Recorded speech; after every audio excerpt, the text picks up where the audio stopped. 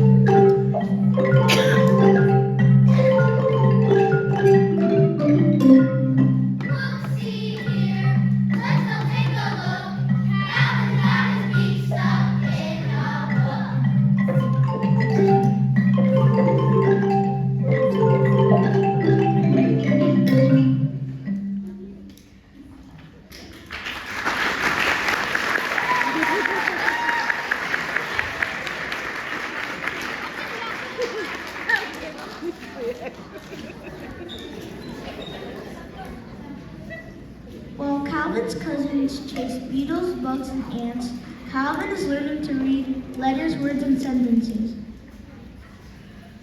At night, his cousins dreamed of insect eating and garbage picking. Calvin dreamed of adventure stories, legends, and poetry. He even dreamed that someday he'd become a great writer himself.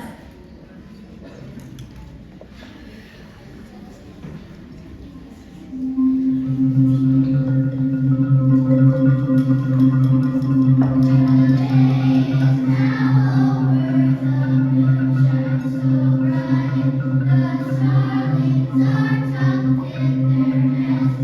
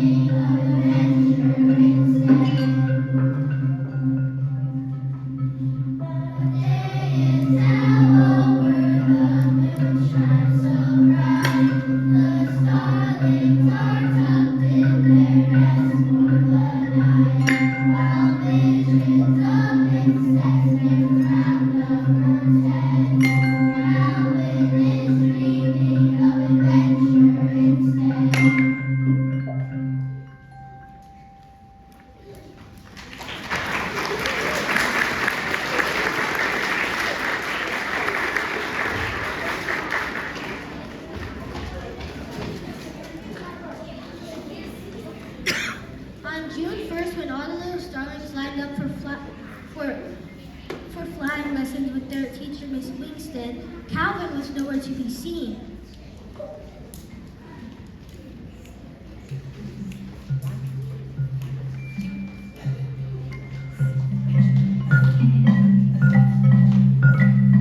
We are little starlings and we love to fly, sweeping and swooping across the great big sky. Loop-de-loop and my oh my, we are little starlings and we love to fly.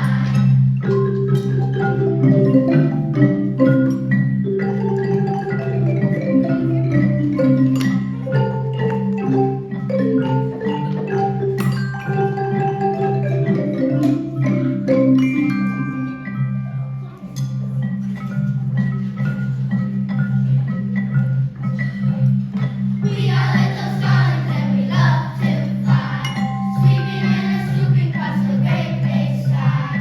Loop-de-loop and my oh my, we are little starlings and we love to fly.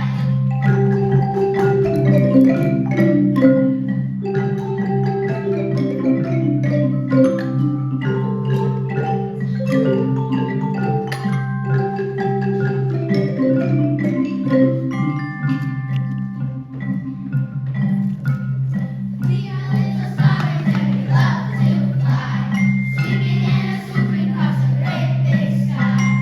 Loop-de-loop and my oh my, we are little starlings and we love to fly.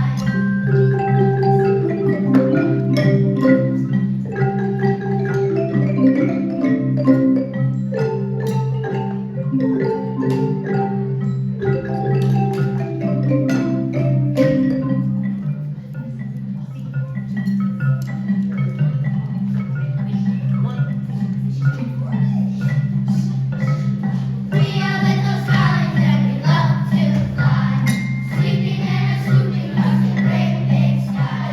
Loop-de-loop and my oh my, we are little starlings and we love to fly.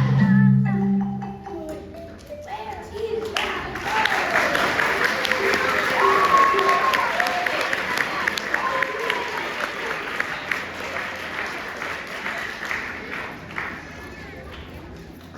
Actually, Calvin was in the library. Where is that bird? Actually, Calvin was in the library. As the other little starlings were learning to swoop and hover and fly figure eights, Calvin read his beacon books and there his mind soared. Calvin read about pirates and cavemen, volcanoes and rainbows, and whales and dinosaurs. Calvin especially loved dinosaurs. He learned how the planets circle the sun, what makes the wind blow, and amazing facts, like how caterpillars grow to become butterflies. His books took him to places wings never could, and his heart fluttered with excitement.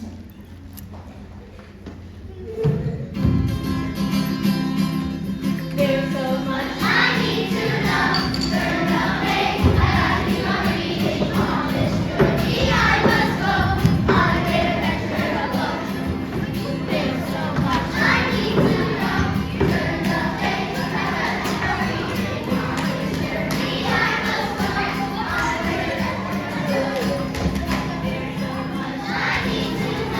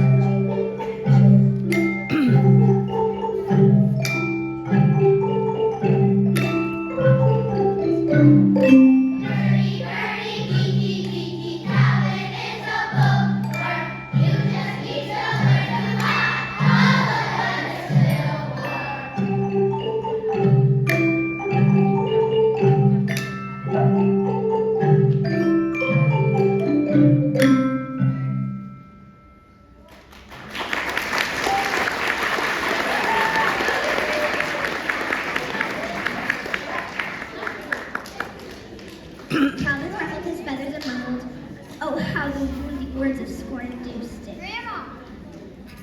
Then he sadly walked back to the library, the only place where he was happy.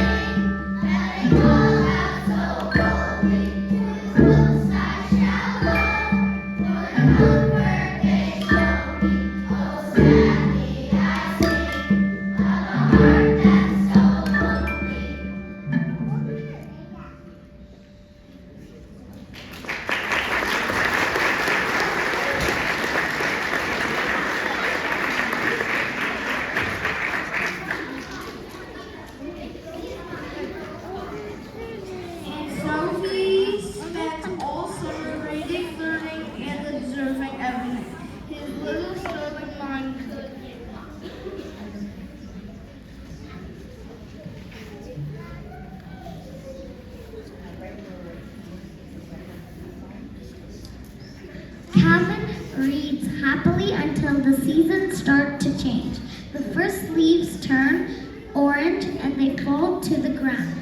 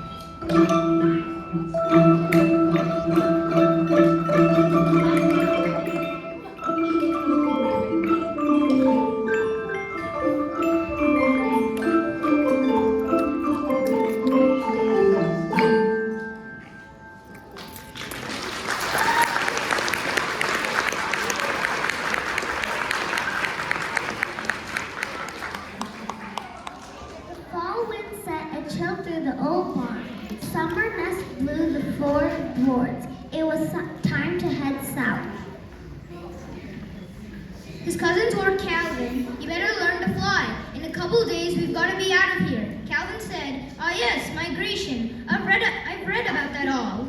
Calvin, can you fly? Calvin had to admit he couldn't. All the other starlings took off in a giant formation.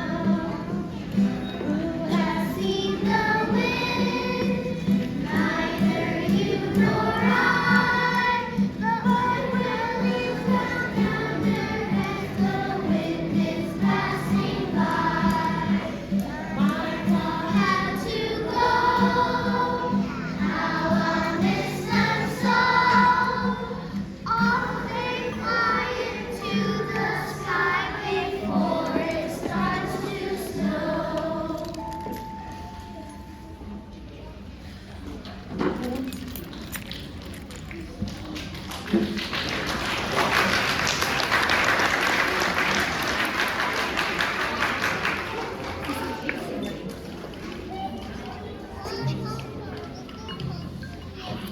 Calvin could only stand and watch. A big, lonely tear rolled down his cheek. Calvin turned and trudged back to the old barn. He was so upset. He didn't notice his brothers and sisters and cousins coming back to get him.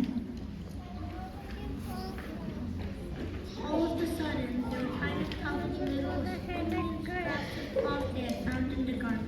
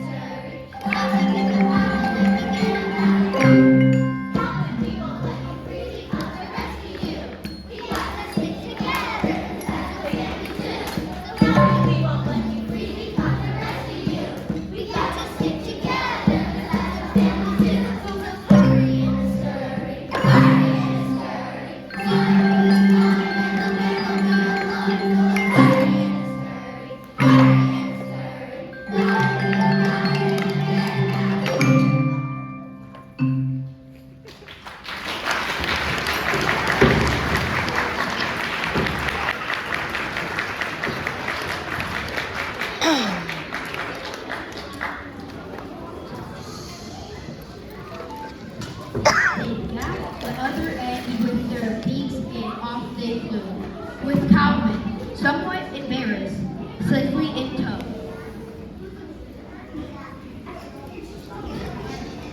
For days and days they flew. Calvin recognized the rivers and mountains and towns he had read about all summer.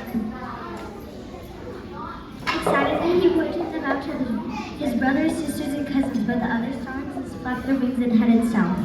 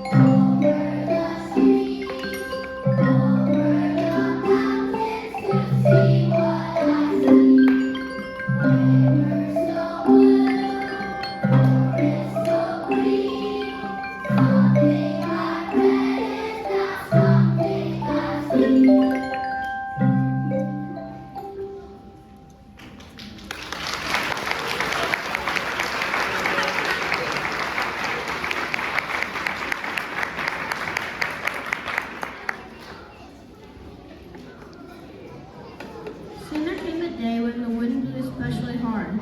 Trees bent sideways, leaves scattered wildly. Flying became harder and harder. The air had an odd smell to it, the smell of Calvin, remembering back to his favorite weather book, warned the rest of his family. a hurricane is coming. All his brothers and sisters and cousins asked, What's the hurricane? Calvin explained as quickly as his little beak could. We need to get out of the path of a violent tropical weather system which is coming which is storming up the coast at tremendous speed and will not diminish until it encounters large stretches of landmass. Everybody, make haste into the cave.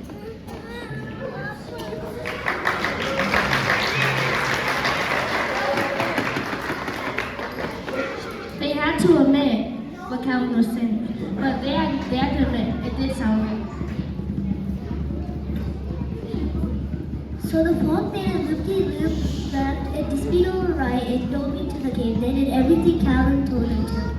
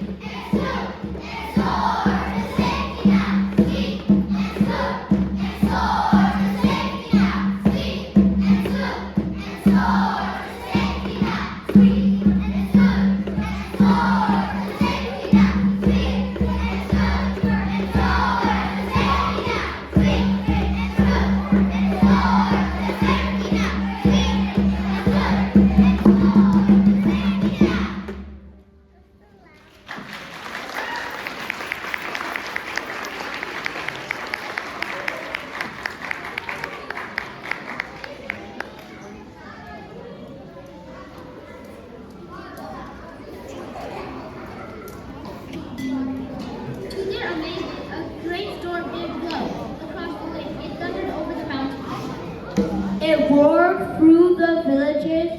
It smashed and crashed, rumbled and raged, just as Calvin had predicted.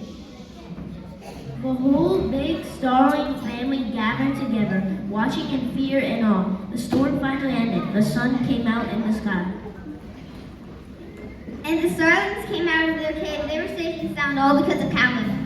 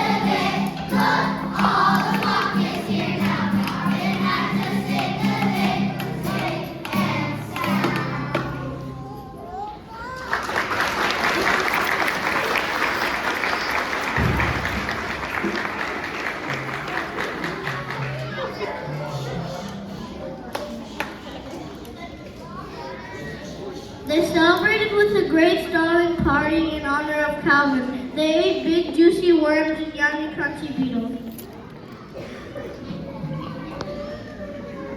They danced and sang songs about how Calvin had saved their lives. They toasted Calvin with acorn caps filled with fresh, clear mountain water. Calvin was so happy and felt so good deep down inside that he jumped and hopped and danced and flapped his wings. And flapped his wings. The other starling looked at him in amazement. You can fly! And Calvin, the happiest starling in the whole wide world, chirped.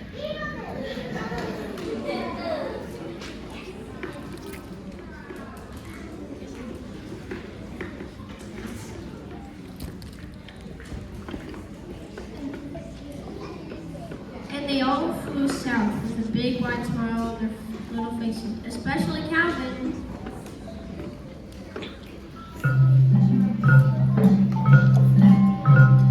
Happy day now, Calvin can fly.